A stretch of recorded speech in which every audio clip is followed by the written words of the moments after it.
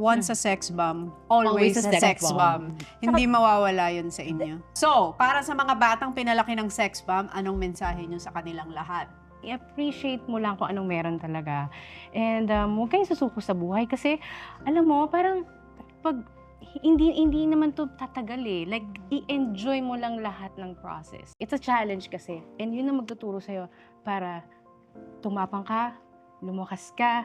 And thank you so much sa lahat ng sumusuporta. Maraming salamat sa inyong lahat. Dahil sa inyo natuloy itong sex bomb na to. Sobrang grateful kami. And hindi nyo kami iniwan. Thank you din kay Ate Joy.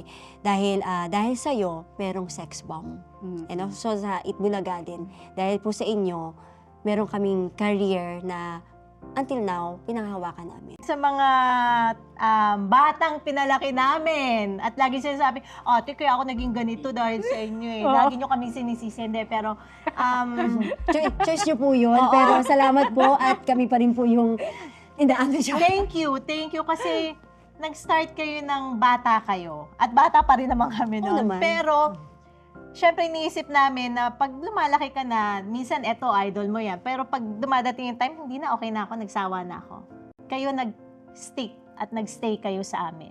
So, gusto ko lang magpasalamat, kumbaga sa lahat na din na bumili ng ticket, sa lahat ng taong naniwala, hindi lang sa pamilya namin, pati sa inyo, naniwala sa sex bomb, na mabubuo pa namin to, na makakapag-perform pa kami, at hindi nyo kami binitawan simula nung nag-umpisa kami until now. Thank you.